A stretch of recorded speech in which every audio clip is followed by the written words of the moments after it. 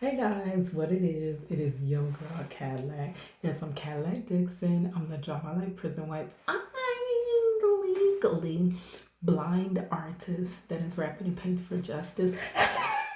Helping.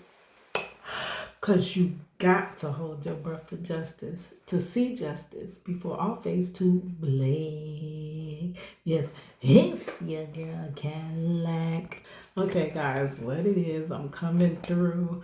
It is September the 6th, 2025, because it is after midnight. It is 2 something in the morning. Just got off work. Gotta thank God. I don't know, but tonight seemed kinda odd. And no barking from the dog, no smile. My daddy cooking breakfast. Well, my daddy cooking dinner with no hog. I got my grub on. I didn't pig out. Finally got a call from a brother wanna dig out. Or I got a collect call from my homie saying he got out. Anyways, guys, just being crazy. But I got home from work.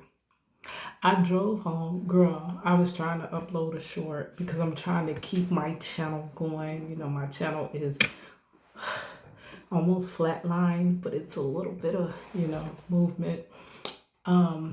Actually, I am gonna be working on my other channels instead of this one so much. So I'm just maintaining this channel.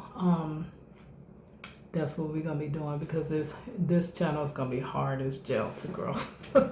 So I knew this a long time ago, but I knew at some point I was gonna have to just change gears and let this go.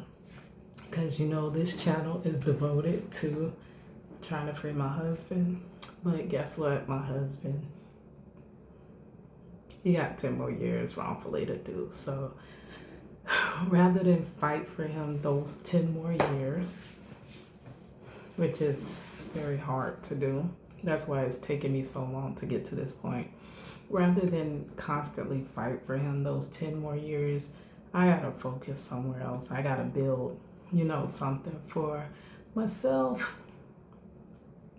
I gotta get out this 9 to 5 rat race, and I got several other things I have to, do, and I need funds to do it. And talking about justice is not gonna give me no funds, so I gotta, do that. I can't stop doing this though, because I feel like this is my purpose, but it's not profitable. So I gotta do something else too. But anyways, on my way home, so I was trying to do a short, it wouldn't work. I was trying to do a response video after work, and that just wasn't working. So I was like not a response video, but a video to respond to a comment. I got an excellent comment that will be coming soon, but that didn't work. So I'm like, let me just go home. I'm gonna just go on to bed. Forget it. I'm feeling just disencouraged. Like this lady, Miss Lily, I always hung around older people. Miss Lily used to say, don't be disencouraged. Girl, she broke all them syllables down. But I was feeling quite disencouraged about, my growth. So I was like, you know what, just whatever. I'm going home to go to sleep.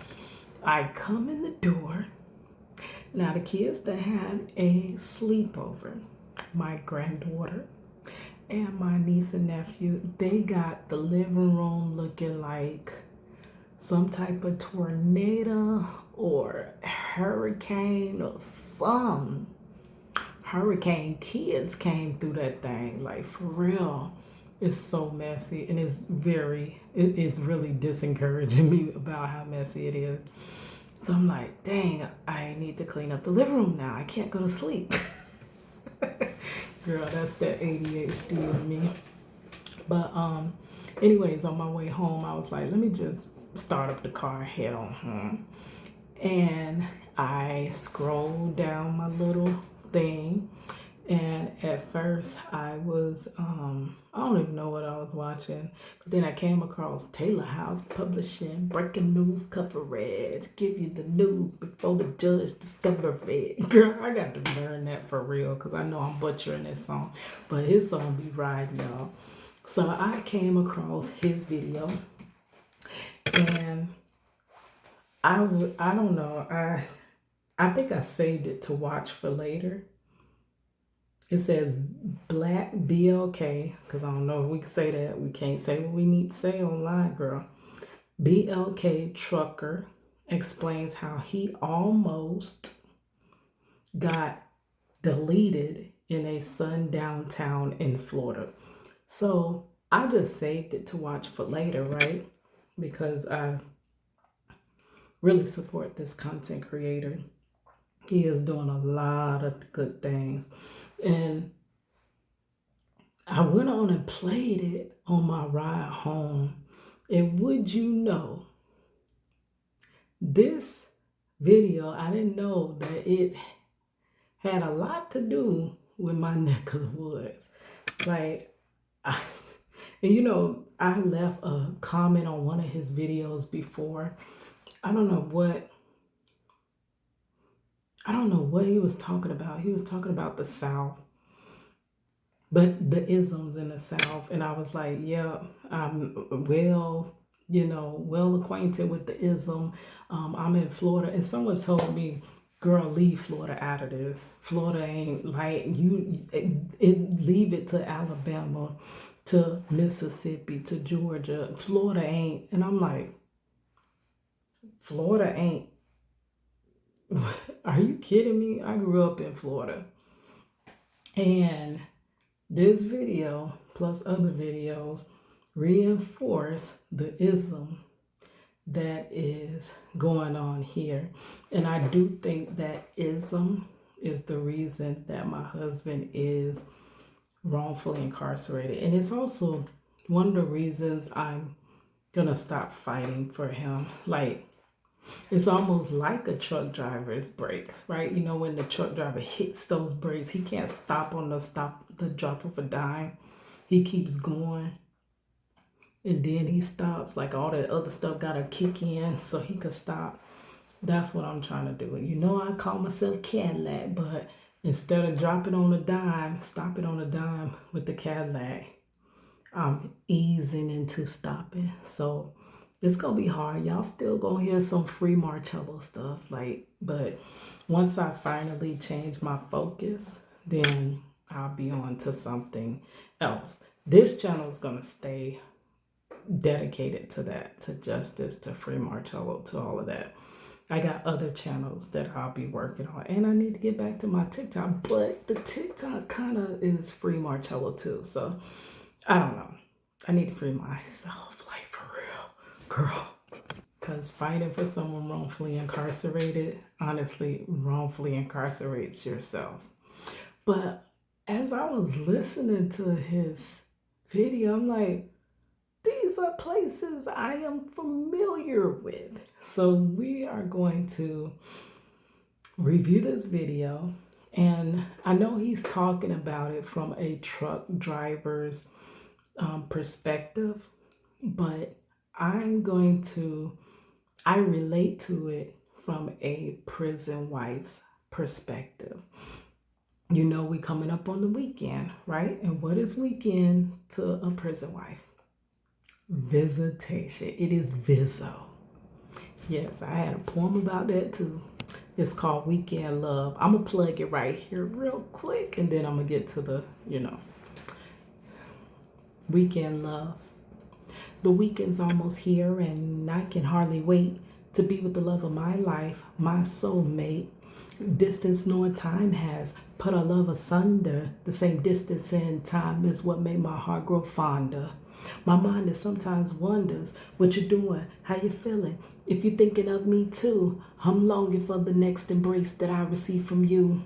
And though we're miles and miles and miles and miles away today, the time we spend together keeps a smile upon my face. It's your girl Cadillac. But that weekend love, you know, the weekend coming up, and that means prison wives are going to be getting on the road to visit their loved ones. Now, I'm in the state of Florida, but I have been in so many different prison wives clubs and support groups and all over. You meet prison wives from every which where. And I'm in a lot of advocating groups as well for criminal justice reform and prison reform. So lots and lots and lots of people are going on these roads to visit their loved ones, right? And I've told stories like this, like similar to this, and people kind of just brush me off. But this is for my prison wives. Be careful on those roads when you're going to visit your loved one. Many times it's just us and the kids jumping on the road, just like last week. It was just me and the babies, my grandbabies, and my daughter. But my daughter, back in the day, you know, I raised my daughter with my husband through prison visits. So from 9 months to now she's 24 years old, we have been visiting her father in prison. So we started out visiting as brand new parents at age 20. Well, he was 20, I was 21. And now we're 44. I'm 44. He will be 44 coming up October the 2nd, which prophetically, his birthday is National Wrongful Conviction Day. Now you tell me that it's not written by the Most High. How ironic. His birthday is a national day of wrongful conviction, and he's been wrongfully incarcerated for the last 23 years in Florida. If you would like to learn more about his story, what I've done to advocate, and what his story led to me covering so many wrongful convictions, go ahead and go to I'll link one video in my description. It is the 32 wrongful conviction stories I have covered thus far on my channel. And there are so many more coming up. So many. Just Google. It's so many people. Girl, so passionate about this. But, you know, this is not what gets the clicks. It don't get the views. It don't get none of that. So I got to kind of let it simmer. But I'm so passionate about that. But you can go to the wrongfully convicted Florida man, Marcello Jackson, wrongfully convicted Florida man playlist, and see his story, and it leads into so many other wrongful conviction stories. So my purpose started by hitting my home. Tragedy hit my home. And after tragedy hit my home, I was trying to help myself since nobody would help me. Lawyers, they ain't trying to help you. No advocate. Nobody's trying to help you. Those BLK Lives Matter and ours. I got his story right in Al S. You know who it is. Hand. Ain't nobody trying to help.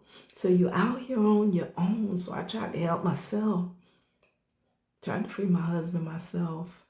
And it led me down a rabbit hole of finding all these other wrongful convictions. So anyway, prison wives get on those same roads that the truck drivers be on. So let's listen to Mr. Taylor House Publishing breaking news coverage. And what's crazy, Taylor House was wrongfully arrested and wrongfully accused. You see, wrongful convictions start with wrongful arrest. And they happen often. And once they wrongfully arrest you, they're going to try to play that all the way through to conviction. It's not like when they start researching the case, they're like, oh, we made a mistake, let's let him go. No, once they got you as a suspect, that's pretty much it. They're going through with to conviction, right? And in the highest when you take that stuff to trial. Which is why I believe my husband got 40 years for an alleged robbery of $80.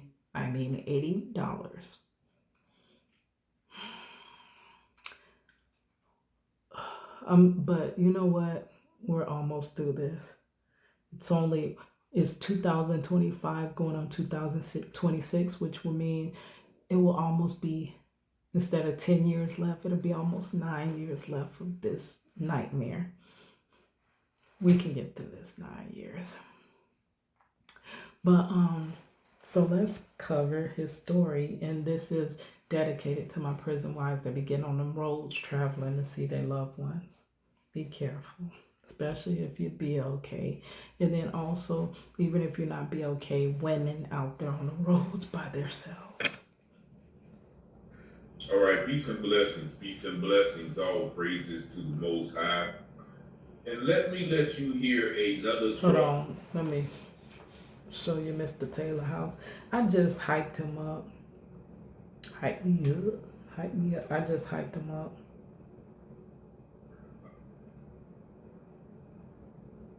And then I tried to hype this video up and it wouldn't let me. Hold on, now the video won't play. This is how the enemy be playing games. It said no connection when it literally was just playing. Hold on. That's so crazy. It just kept spinning and spinning. So I had to go get my sister's phone. And you know I had to fight with it. She did not want to let me use her phone. But this is the video Taylor House Publishing that we are reviewing. This is for entertainment and educational purposes only. And I am reviewing, the video is not mine. I'm reviewing it in fair use. This is for literary and commentary and educational purposes only. And the views of the video don't necessarily align with the views of me, but girl. Anyways, let's get into it. To the Most High. And let you hear another truck driver who tells about his experience in a sundown town between Ocala and Gainesville, Florida, where he almost didn't make it out of town. Number one, what jumped out at me, that's the area I just came from visiting my husband last week, Ocala. And y'all know we stopped at Grandpa Joe's candy buffet out there in Ocala. And they was having a protest out there.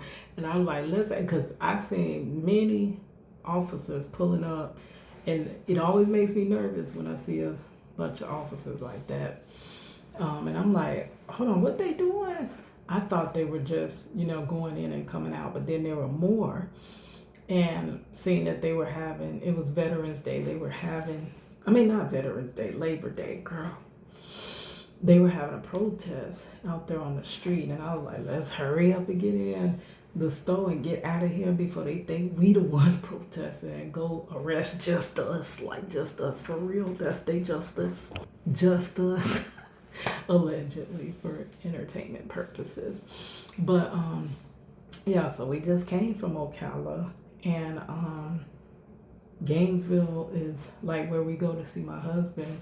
It's that little split in the road where you go this way, it's Gainesville, you go that way, we going towards the prison that my husband is wrongfully incarcerated at.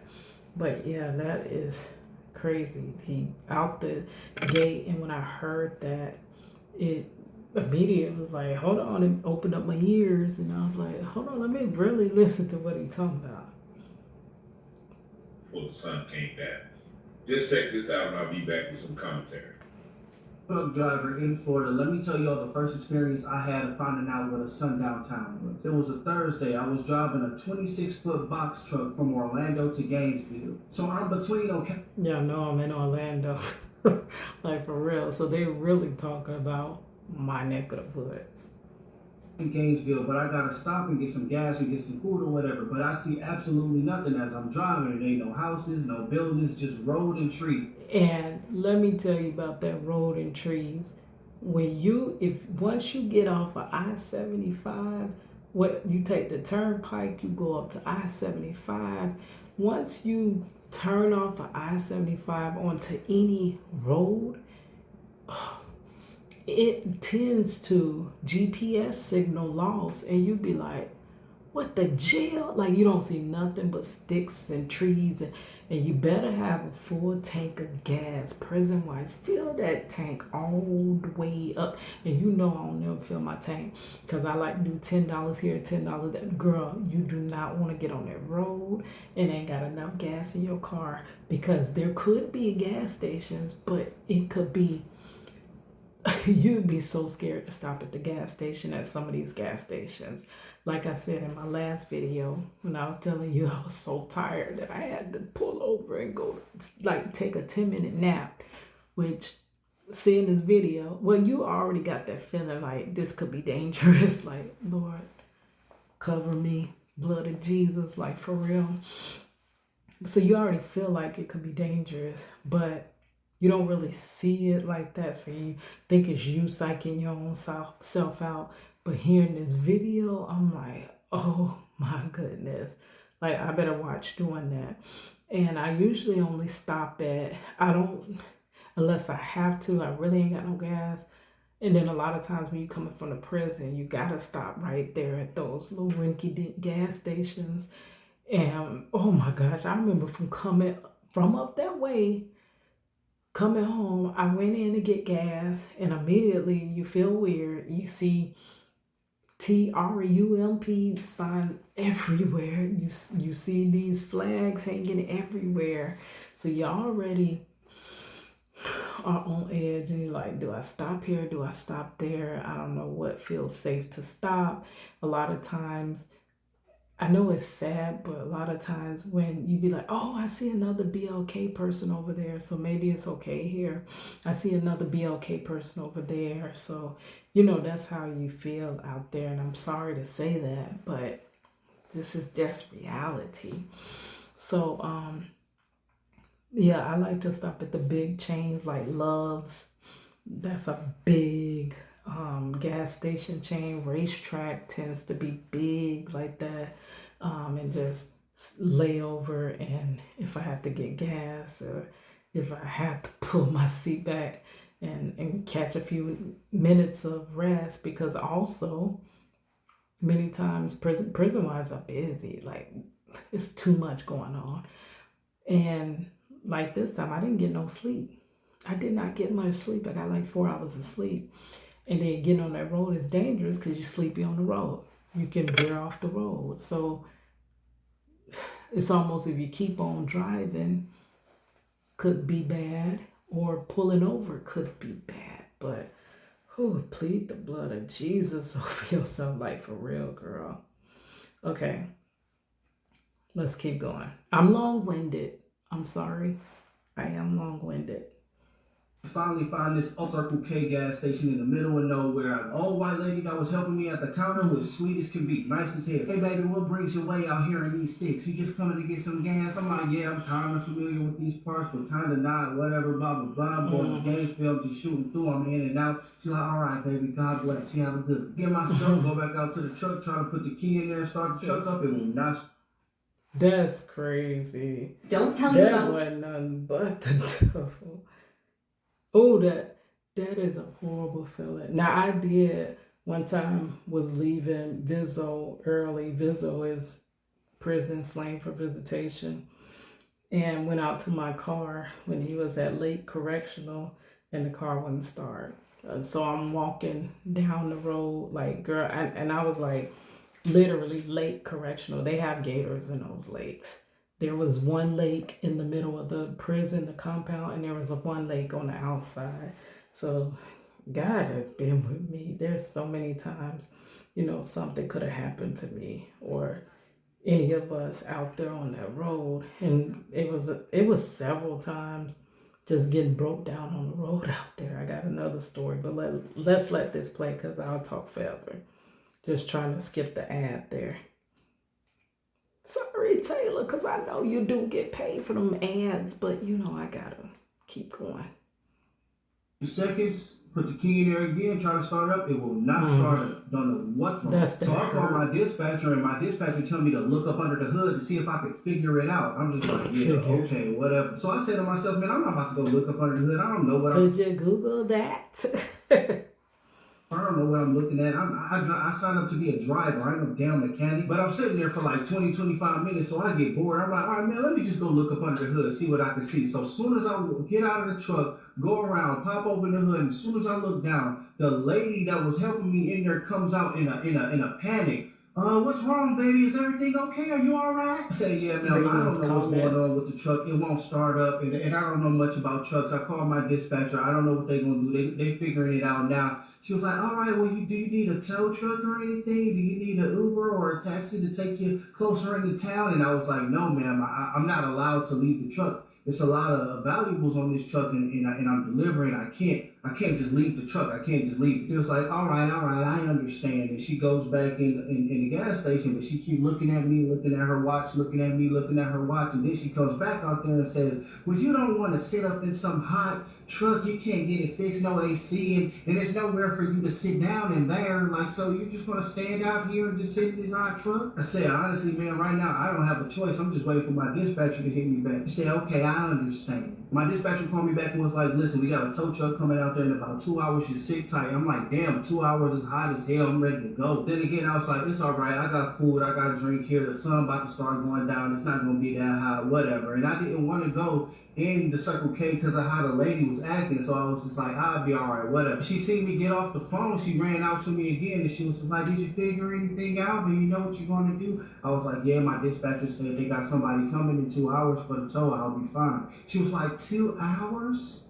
The sun will be down by then. Are you sure they can't figure anything out before then? I was like, they said 2 hours. And she looked at her watch, went right back in the store. A few minutes go by, I get thirsty, so I ran to the store to go grab a Gatorade. As soon as I go in the store to get a Gatorade, she had her back turned and she was on the phone talking to the police, talking about, yeah, he's been here for a while, you gotta come get him, blah, blah, blah. And I didn't put two and two together until I bought the Gatorade and I left, and I was like, damn, she was calling the police. She was calling somebody on my dispatcher back. I'm like, yo, I don't know what's about to go down, but this old lady that worked at this store just been giving me problems or whatever when she found out I wasn't going to be able to move my truck. I think she just called the police on me. I don't know what's about to happen, but can y'all shake a tail feather? My dispatcher was like, why would she call the police? I was like, I don't know, and I don't want to find out. Can y'all hurry up? 5 minutes after I get off the phone, sure enough, the police pull up right behind my truck. The black police officer gets out and he asks me what's the problem, asks me what's going on. He assesses the truck and says, listen, I'm going to have to take you somewhere.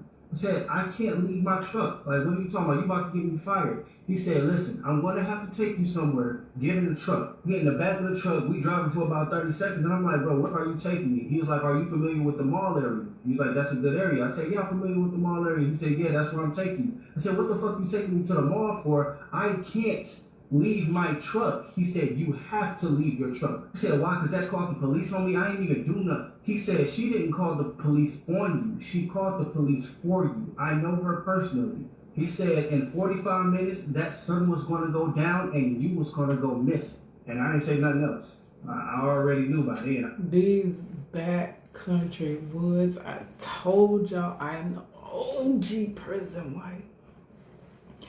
I have been, I know y'all, this way y'all, I don't want to hear it. I have been a prison wife for 23 plus years.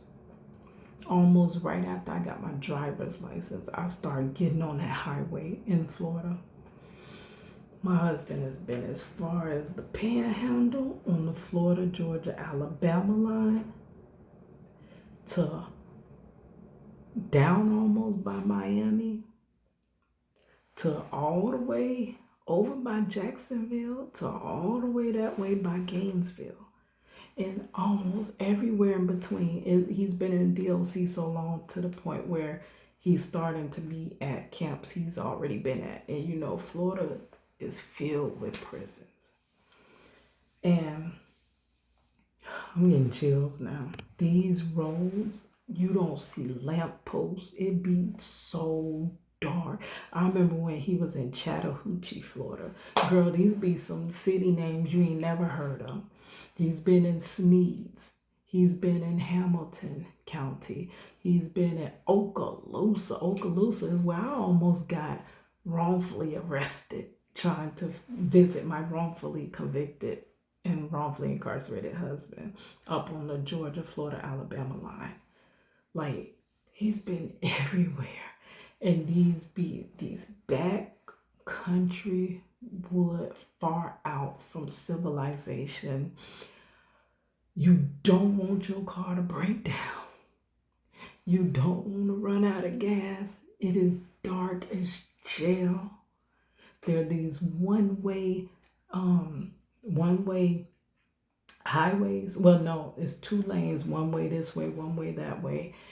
Lines and lines of woods. Lakes and lakes and lakes that are filled with gators, bears, all kinds of stuff. Yo behind do not want to be broken down. I'm telling you. And then that's when your GPS. I remember me and Money one time. I don't remember which facility he was in because he been everywhere. He done been. I wish they just let him out, but you know that's not reality. Got about 9 more years, but we had visited him. I forgot what facility. So when you stay overnight, a lot of time when you go on, you make it a whole trip. I call it a visitation plus vacation, because you're spending all your money to go see your loved one. So you make the most of it. Many times you got to drive far, you're sleepy, you're tired. So you get a hotel room. So a lot of times when we go on these roads, we have to get these rinky-dink hotels because there's nothing. Like when I was going to visit him in Chattahoochee, it was the one hotel, the Admirable Benbow. That was it. So you got to stay, like, you don't know where you're staying. You're just booking a hotel, and the hotel looks great online. So I booked one at Steinhatchee, Florida, which, grace be to God, God was with us, right? So it looks so nice online. And I'm like, yeah, we could. Now, my little daughter, Money, she is bougie. Bougie on a budget, girl, on my budget, my little small check. But as a single mother, I did that thing because they took my husband, so I was a single mother by force, not choice. So I'm like, Money, you could stay here. Like, I remember one time we was in one of them, I call them itchy bed hotels, and Money slept in a chair. She slept in a lawn chair. She's like, I am not getting in that bed. But I booked something at Steinhatchee, and I was like, it looks so nice. So we get there, and we pull in. We go up to the office. We check in. And everyone's nice, whatever. You already, like I told you before, you're like looking around to see if you see any Black people. You can't assume. Okay, so thing is, I grew up here in Florida as the only BLK girl, like for real. I grew up around all white tea people. So not all white tea people are the same. So I know that. Not all of them have the same mentality. Some are artists and some don't realize, like they don't actively, they're not artists like personally, but as far as supporting the system that is artists, they don't realize, they're kind of oblivious to being artists.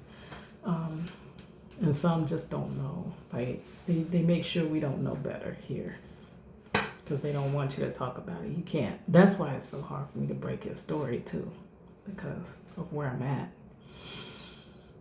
I'm kind of like, yeah.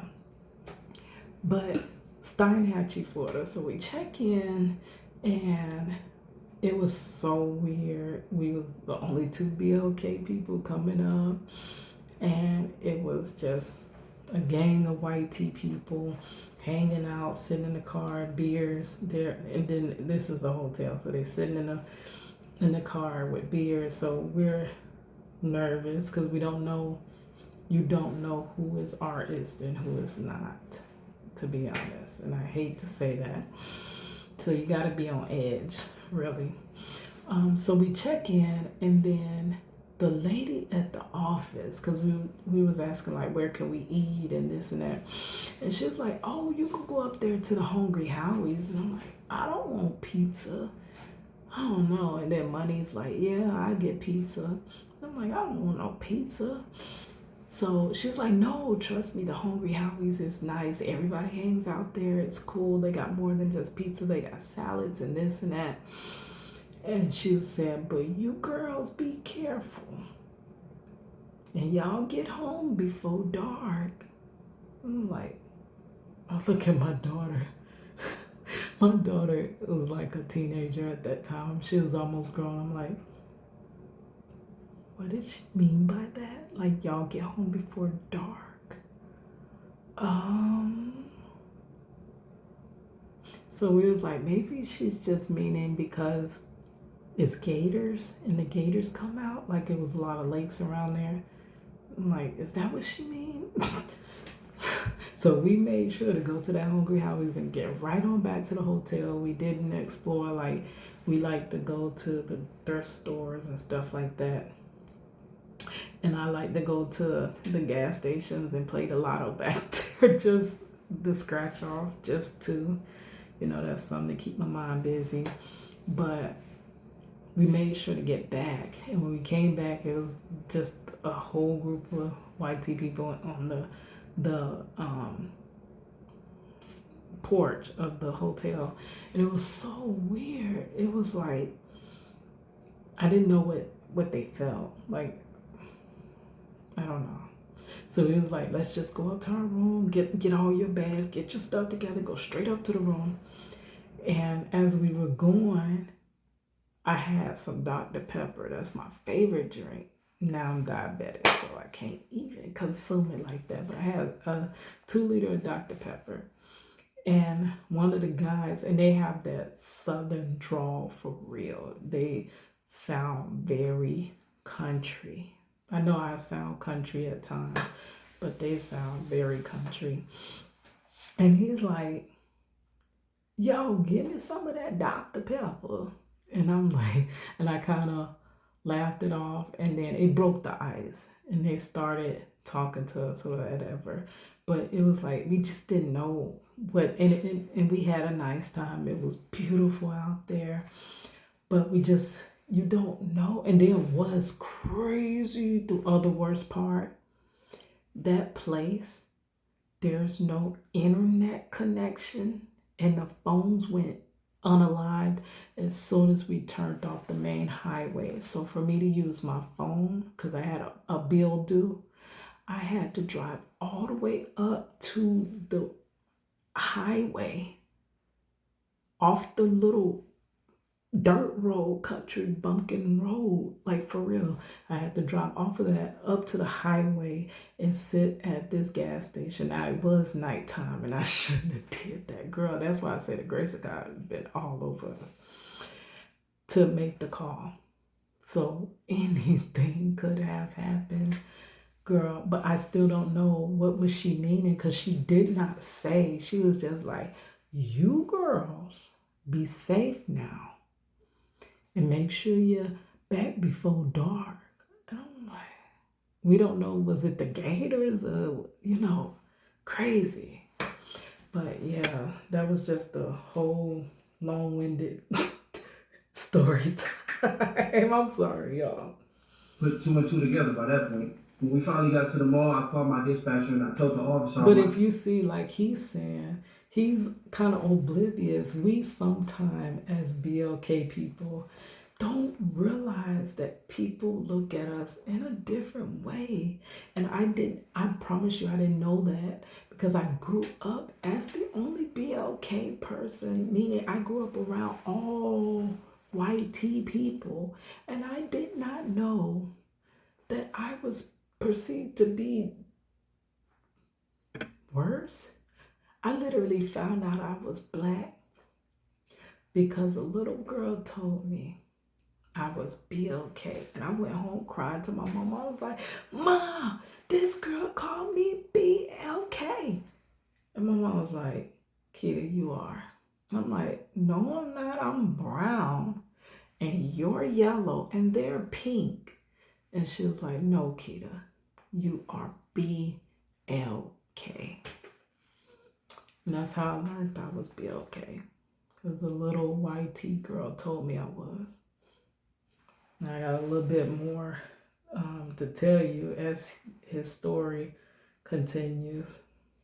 I need you to tell my dispatcher why I had to leave the truck. And he grabbed the phone and told my dispatcher everything, got on the phone, called my boss and told my boss everything just so I wouldn't get in trouble. The lady was scared for my life. Even the officer didn't even stick around. He like, yeah, I'm just going to drive you out here. Because he could have easily been like, well, I'm just going to stick here with you so nothing happened to you. He was like, nah, we got to go. We got to go. Even when the tow truck guy came and picked me up, I told him where it was at. He put it in the GPS. He was like, yeah, I'm not going over there. I said, what the hell? He said, yeah, I'm not going over there that late. I'll come back and get it in the morning. It won't no part. But yeah, this was about 7 years ago, and I swear I think about it every other day. Hey. And shit, I mean, because she could have just not said nothing. She could have just let me sit there. And I would have been missing like a mother. All right, so you heard the story. The man said it was about 7 years ago. And there was one time when my husband first was wrongfully incarcerated, and we used to go up to Chattahoochee.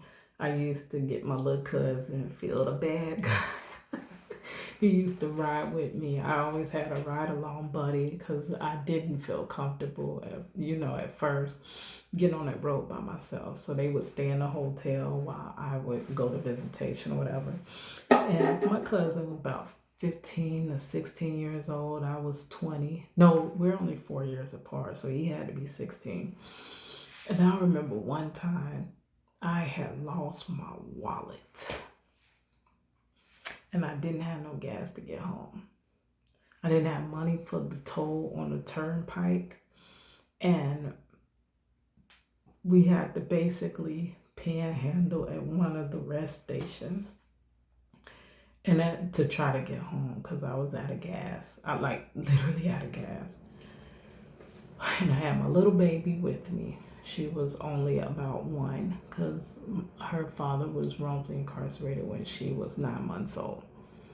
So she was about 1 at this time. So I got my little cousin and I got my 1-year-old, and we're basically stranded because we're about to actually cut off on the road. So I pulled over to one of those rest stations. And as we were asking for change to try to get home, literally nobody wanted to help us. People were kind of nicer to me, but to my 15-year-old cousin, they was telling him, "You bum, get out of here, get a job," and treating him really bad. And he's like a 15-year-old boy, we're stranded. And it's crazy. In our mind, we're just humans trying to get home. But in others' minds, they're perceiving us as trash. Get away from me, get a job, you bum. So if he made it this year, it'd be 2018. If he didn't, you just imagine he's not that old. So it had to be, at least in the 2010s or 2000s. Mm-hmm. And what's strange to me is that definitely sounds very believable in those small towns, definitely in Florida. And if anybody is listening to this video, he said it was between Ocala and Gainesville. And right where I be treading through. Looked up some towns in Florida, and you guys can verify these towns.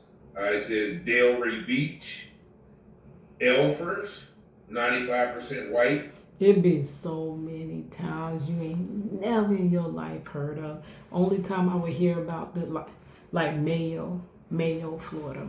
That's when I get a new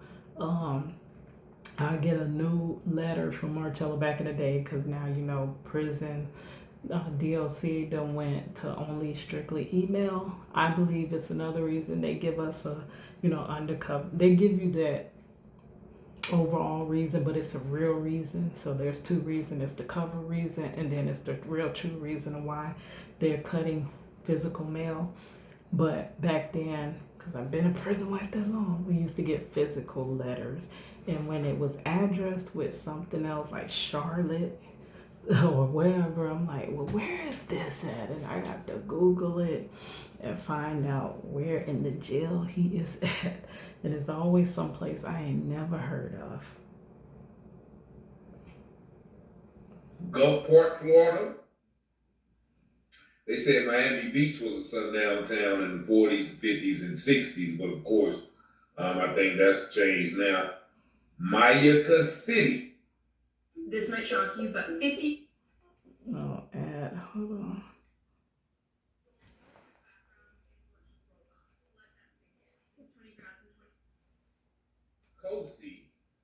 Ocoee St. Cloud. He said it. He missaid it. Is now Mayaka City. Ocoee, Ocoee, Florida. Y'all, I gotta draw my life. I'm gonna link in the description box. Remember when I said I was the only BLK girl in school? It was in the city of Ocoee. Ocoee, Florida. There's actually a Netflix special about the Ocoee Mas3cr3. I think that's how you spell it. Girl, my mind going to bed right now. It's after 3 a.m.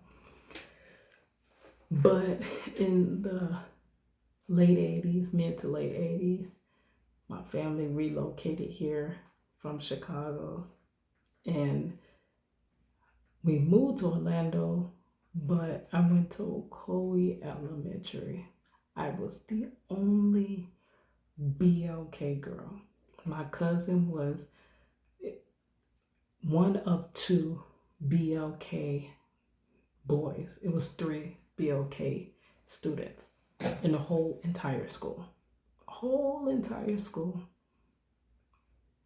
I was the only girl, and there were 2 boys, my cousin and then a boy named Michael. My cousin got older and he went off to, we went to 2 different schools. We ended up, he went to Ocoee Middle School, and then I ended up going to Robbinswood, which they call Robbins Hood, which was shell shock because I went from an all YT school to an all BLK school. So that was different for me. And that's all in that Draw My Life. I'll try to link that in the description box. But being the only BLK girl, I told you that's how I found out I was BLK. Right. And then they used to make fun of my hair so bad. Oh my gosh. They because my mother used to, from Chicago, you call it French braid, but other people call it cornrows. So my mother would have my hair cornrowed or French braided all down. And they used to make fun of my hair so bad. And I remember crying to my mother, asking her, please take this stuff out my head. Please, the kids will not stop. Take this out my head.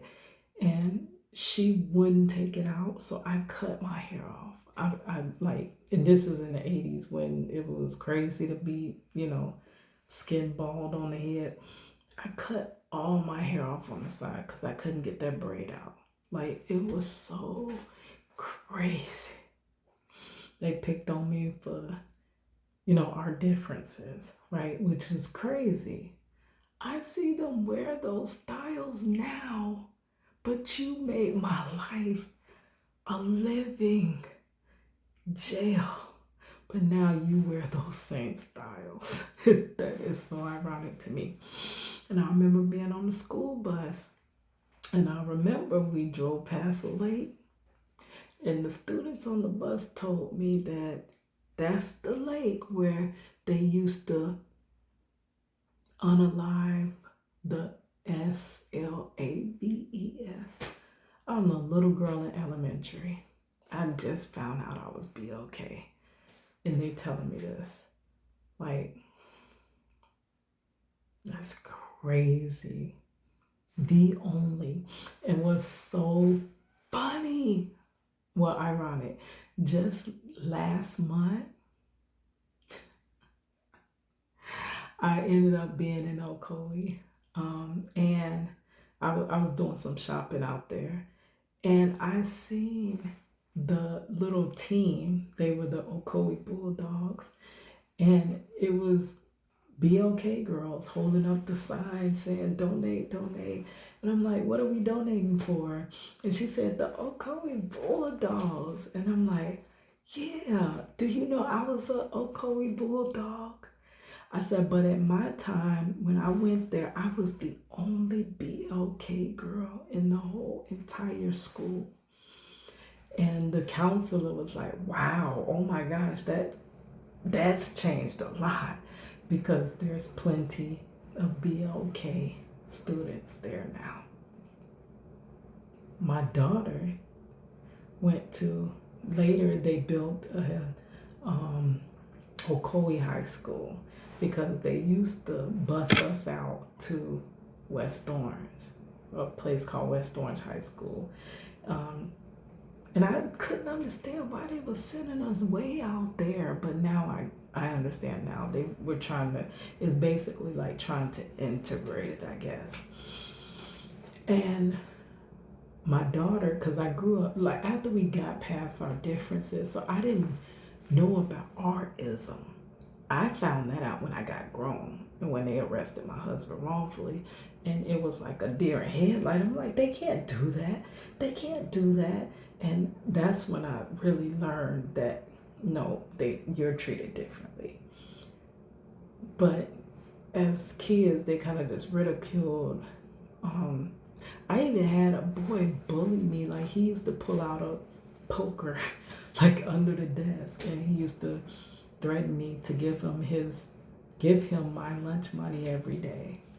This is crazy. This is bringing back trauma from childhood, girl, and I'm 44.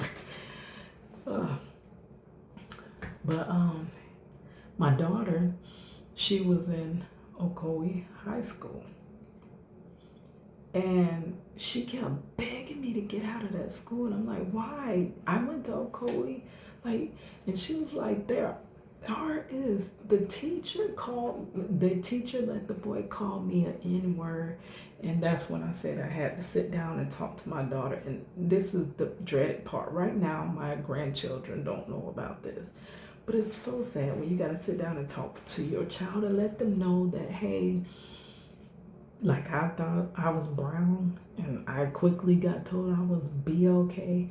You have to sit down and have a talk with your child. And I had to talk with my child, and I said, I'm sorry, but there's going to be people in life that are going to treat you different just because of your skin color, allegedly. And it's the most, and they don't even know you. They don't even know you. If you only knew me, but you don't know me. You know my color. You know my skin color. That's all you know about me. But I had to sit my daughter down and explain to her that as a BLK person, you're gonna go through this. They're gonna put them names out there. They're gonna call you this. They're gonna call you that. But you just show them we are held to such a high standard.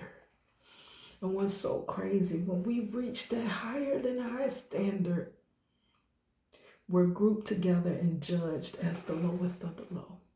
So the one that's out there on the street, I don't care how high you achieve, they still gonna group you in and judge you as being the same as the other person just because y'all got the same skin color. As BLK people, I say this a lot, we are group judged. When one do something wrong, they say that's how all them are. That's how all, like I have people tell me, you people.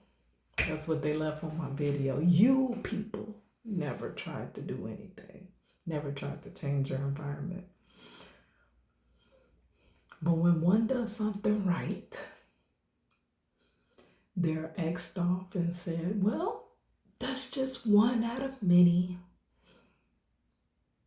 We're not all held to that higher standard when one does something right. But when one does something wrong, we're all pulled down to that standard. That's how those people are. That's how your people are.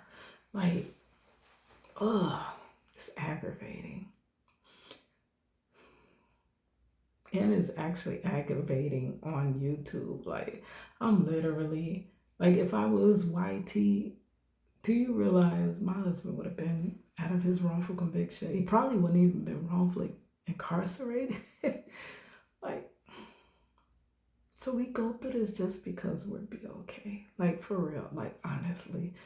And my daughter was crying and she was like, I gotta change schools. And I'm like, you can't just run away. You can't just change schools because it's not like you can change your skin. This is gonna happen. And eventually my mother passed. And at that time I was like, I don't care. You can change schools. And she went to a school that was actually known to be pretty bad. In a not so underfunded neighborhood, not so good neighborhood, underfunded. And my daughter excelled there. That is where she became a dual enrollment student. Now, remember, she is the child of a prisoner. You know what statistics they have over children of prisoners? And all the trauma she went through by her father being incarcerated, where she could not focus on her schoolwork and where she used to bust out into tears crying, I just want my daddy. And the counselors would call me and say, we don't know what to do with her. She won't stop crying. That same girl excelled. She brought them grades up. She became a dual enrollment student, half at the tech school, half the day at the high school. She was on the dean's list in tech school and in high school, and she graduated top of her class. Went on with a full ride scholarship. And at that time, I had took my old ass back to school, and me and my daughter, the prison wife and the daughter of a prisoner, attending the same college at the same time. And she graduated. I was on the dean's list. She was on the dean's list, and we both That's her alarm going off. She got to go to work soon, so I'm going to have to get out the bathroom. So we got to tie this on up. And now she's in nursing school, right? The ones that y'all think that are so far beneath you because of our skin color. We overcame all those statistics, all of them. That's what they mean when we keep telling y'all BLK is not a monolith. We're not just one BLK person. We're all different. We're all different. St. Cloud. And there's a lot of other towns that's not included. Florida is a place where, especially the northern part, people tell me that you don't. Mm-hmm. Every time they transfer my husband up north, is even at one camp. Where was he at? Taylor. Oh my God, he was at Taylor CI. And my husband, he's BLK, but he has vitiligo. So he was working out in the yard, and because you gotta have a job, right, when you're in there. And I was, because his vitiligo spots would turn beet red, and I'm like, he could end up getting, he's getting sunburn, he's getting, this and that, and I don't want nothing to happen to him while he's out there. So we were talking about getting him sunscreen. Like, I'm trying to get with his classification officer and seeing who I got to talk to so he can get sunscreen. And he calls me and he's like, never mind. I'm not going back to work. I'm like, what's wrong? He said, the guy that's over the work crew said he don't want no N-words working for him. And right after that, he ended up in maximum security prison. So crazy. But they tell me this doesn't exist. This was so long ago. Get over it. You guys just playing victim and won't pull yourself up by your bootstraps. But, I don't know. We want to get caught in certain towns. And the thing about that story is very believable is she called the black police officer. She called the black police officer because probably if she'd have called the white police officer and it was daytime still, they would have came and got him because, hey, that was, they knew he would not from around him. So it would have been easy for them to dispose of him. So these things still go on. In those small towns like that, everybody know each other. They all know each other. They all cover each other. And a lot of times they all a family. They know each other. So your word against all of theirs. There are some towns right now today, and we see why all of these truckers are going missing. Even black people just go missing, women, children. All of these people go missing and nobody ever finds them or nobody, has a trace of them. Maybe they just got caught in a situation like my brother did, stopped in the sundown town after the sun was down, and then they're no longer around. But shout out to that brother for sharing this. Oh, let me find out that he trying to rap. Taylor House was just rhyming right there. And if you have similar stories like that, feel free to call in and share your story with me. Y'all see the number 919-587-7782. And if you are a trucker out there, make sure that you protect yourself. Prison wives. Also, you have something called the Global Green Book. That is for black people who are traveling these sundowns. As the scripture says, be as wise as serpents and gentle as dove, and also watch and pray, because you never know when you will end up in one of these situations and your life may be unknowingly in danger. Thank y'all for watching, liking, sharing, subscribing to the channel. As always, peace and blessings. He didn't do the. I love when he dropped that little his theme song at the end. But since there's no theme song and this video is getting long, I'm gonna end with a rap. I'm so happy. I know y'all don't be wanting to hear your girl rap, but anyways, this is kind of feeding off how they sometimes perceive us all to be that one same thing, and they have all these statistics over us. Like I told you about the statistic over our daughter, because she's first a BLK female, and then she is the daughter of a prisoner. So I made this song called Statistically. Statistically, I done became what they thought I'd be. A young single black mother with no degree. Well, if this again, it seems like it was rigged up to me. Yeah, massive fiancés, and don't lie to me.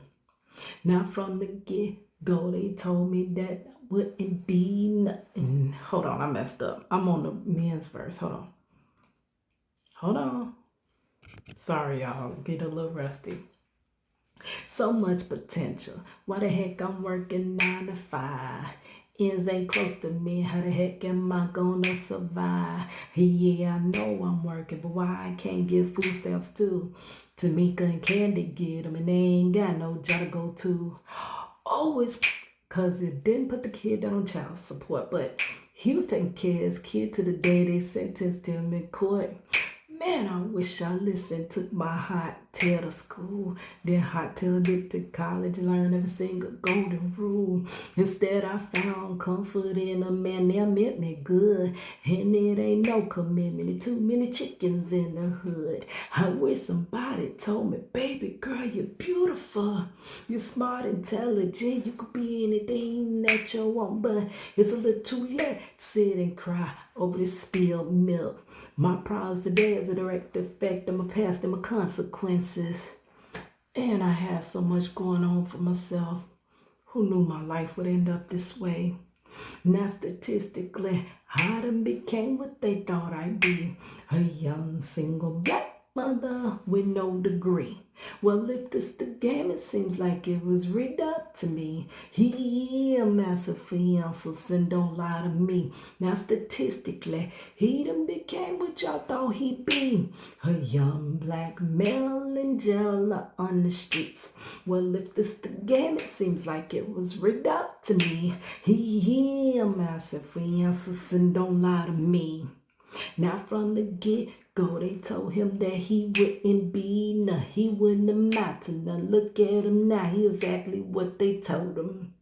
Like they predestined him to be statistically the epitome of these gutter grimy streets. He wears his pants down to the floor, 'cause that's all he know. Ain't like her father was there to tell her, maybe show him now he's a player, gangster and everything in between. But can you really actually blame him? The streets done chased off his dream. See, the streets is his reality show. Hey, he's the star. He gets the money, the bling, the women, the fancy cars. But somebody please tell him the ending, 'cause I don't think he knows. The ground, the jail for 20. That's how it goes. See, when a baby is born, his mind, it's just like clay. You got to mold it and tell him that, baby, it'll be okay. You got to tell him that he is a king and women's queens. You gotta tell him to never give up on his dreams. Now statistically, he done became what y'all thought he'd be. A young black male in jail on the streets. Well, if this the game, it seems like it was rigged up to me. He a massive fiance, and don't lie to me. Here's your girl Cadillac. All right, y'all, I'm gonna be going to bed. All right.